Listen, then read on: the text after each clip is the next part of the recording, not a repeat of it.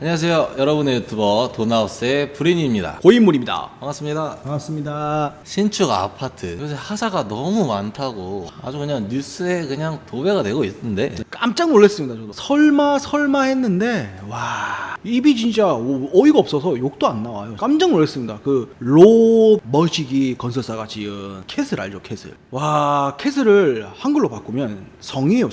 성은 적군으로부터 방어를 해야 되는데 이게 스스로 무너져. 깜짝 놀랐습니다. 뭐 콘센트에서 물이 나와요. 잘못 꼽으면 바로 합선입니다. 불 나겠죠. 불 나도 금방 꺼지겠네. 물이 여기저기서 다 나오니까. 그죠? 천장에서 떨어져, 벽지 다 젖어. 근데 그 하자에 대해서도 지금 준공을 떨어뜨려 주느냐 안 주느냐 구청이 협의 중이고, 신축 아파트 뉴스에서 처음에 나오다가 요즘은 잘 나오지도 않아요. 네이버에 검색하면 안 나와요. 제가 직접 듣거나 본 화자들도 네이버에 검색하니까 어느 순간 안 나오더라고요. 역시 대한민국은 민주주의 국가이기도 하지만 그것보다 더 중요한 자본주의 국가가 우선이구나 싶더라고요. 자본에 장사 없더라고요. 자크 탁 치우더라고요 그냥. 근데 역시나 유튜브는 그대로 다 있더라고요. 아주 그냥 사실적인 거. 역시 유튜브 짱.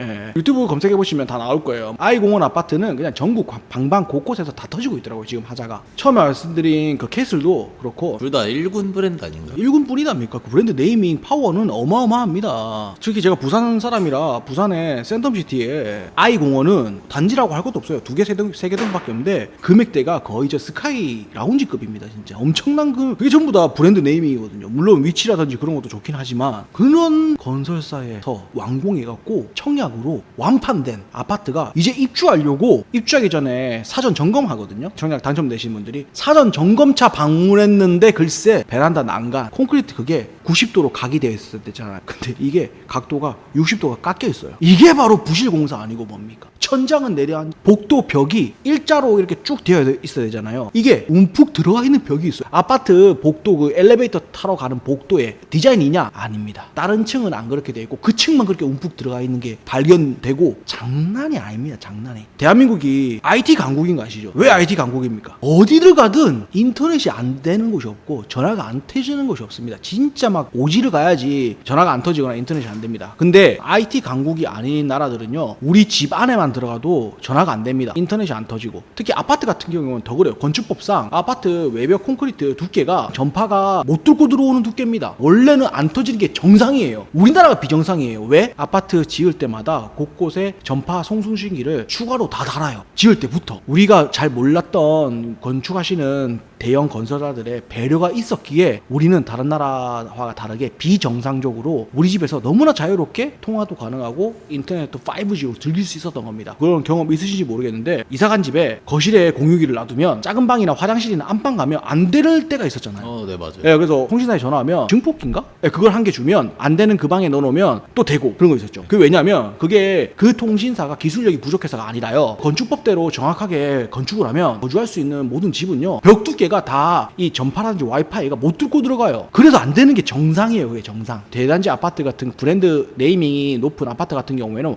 그런 불편함을 처음부터 건축할 때부터 다 계산해서 해소를 하고 집을 지어요. 근데 이번에 이 하자도 발견됐습니다. 전화가 안 됩니다. 전화가. 대단지 아파트인데 우리 집 공동 현관문 딱 들어가는 순간부터 전화가 안 돼요. 문자를 보냈는데 문자가 안 갑니다. 그런 하자도 발견됐고, 저 최악인 하자는 저는 이제 깜짝 놀랐습니다. 그 로로 시작하는 캐슬, 거기는 우리 세대마다 전기를 쓴 만큼 요금을 내잖아요. 그렇죠. 그리고 그 전기 계량기가 다 있잖아요. 집집마다. 전기세를 한전에서 청구할 때 그 개인적인 전기 계량기를 보고 검침을 한 후에 그 다음에 청구하잖아요. 그 계량기가 어느 호수 건지 알 수가 없을 정도로 완벽하게 섞여 있었습니다. 무슨 말이냐면 계량기는 101호, 102호, 103호, 104호 이렇게 쫙 적혀 있거든요. 근데 실질적으로 101호랑 연결 안 돼 있어요. 다른 호수랑 연결돼 있어요. 이런 엄청난 하자를 이거 눈 감고 설치한 겁니까? 저는 진짜 깜짝 놀랐습니다. 뭐 물론 콘센트에 물 새는 것도 정말 놀랄 일인데 이건 말 그대로 진짜 기본이 안 돼 있는 겁니다. 기본. 그런데 화면으로 보는 게 훨씬 더 충격적이고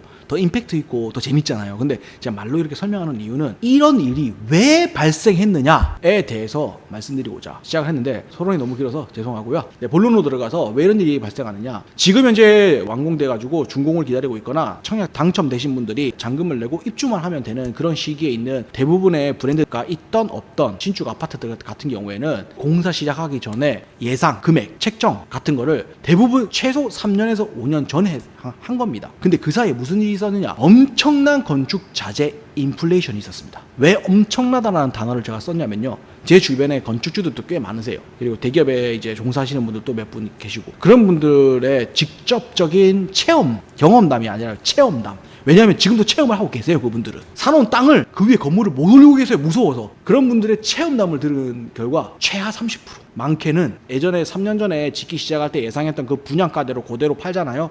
그럼 마이너스랍니다. 그 정도로 자재값이 많이 올랐습니다. 그 자재값 중에 무슨 자재값이 제일 많이 올랐냐? 뭐겠습니까? 혹시 예상 가능하십니까? 콘크리트 벽 자재?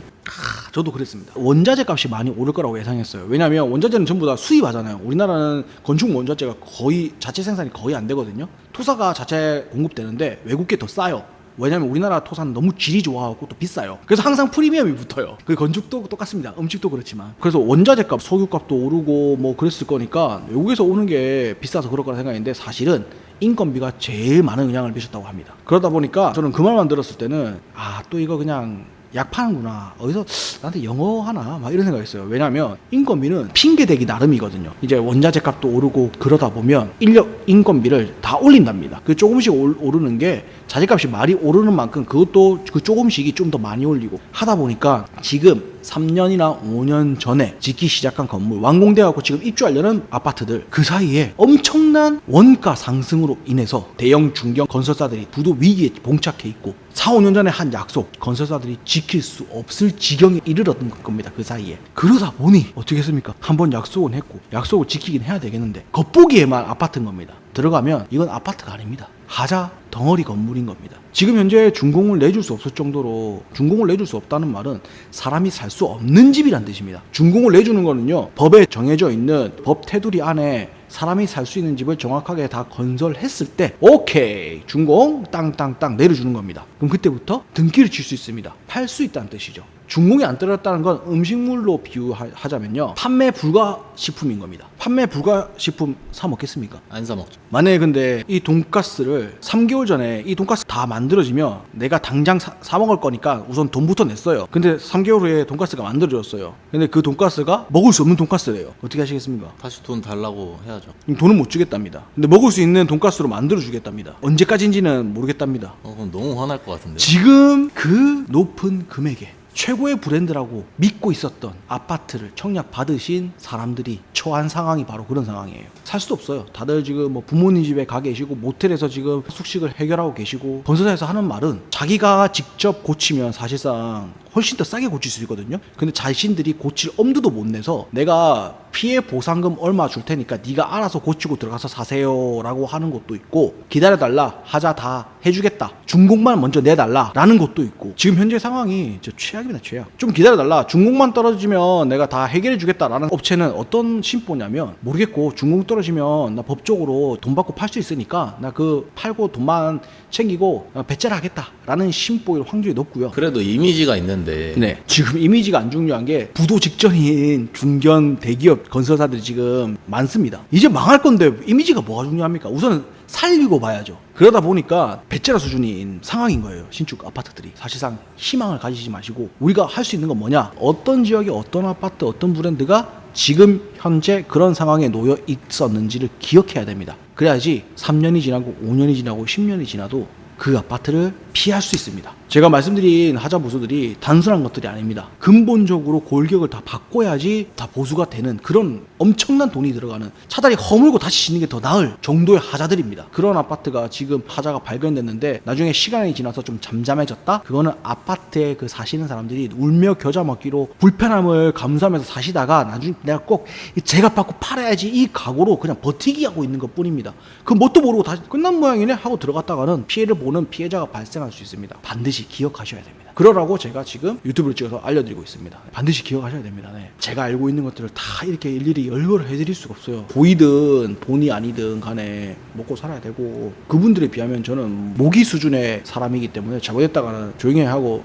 한 대 맞았다가 죽을 수도 있거든요. 저도. 무서워서 다 까발리지 못하지만 어쨌든 이러이러한 이유로 지금 현재 이런 하자가 발생되고 있으니 한번 유튜브 검색하시거나 검색하시려면 외국 기업들 뭐 구글이라든지 유튜브라든지 그런 거 한번 검색해 보시면 쫙 나옵니다. 신축 아파트 하자만 쳐도 그냥 쭉 나옵니다. 이거 한번 보시고 체크 좀 해놓으세요. 내가 아파트에 살 마음이 있다. 아파트에 투자할 마음이 있다. 뭐 10년 안에 그럴 능력도 생길 수도 있다. 지금은 좀 부족하더라도 그러신 분들은 꼭 챙겨보세요. 지금까지 신축 아파트에 대한 하자 관련해서 말씀을 드렸고 한번 찾아보셔가지고 적어 놓으시던가 알고 계시는 걸 추천드립니다. 맞아요. 피해야 됩니다. 보통 하자가 아닙니다. 지금까지 저희 돈하우스를 끝까지 시청해주신 구독자 여러분 부자 되시길 바랍니다. 부자 되세요. 여러분의 생각을 댓글로 남겨주시면 저희는 더욱더 유익한 내용과 알찬 영상으로 찾아뵙겠습니다. 감사합니다. 감사합니다.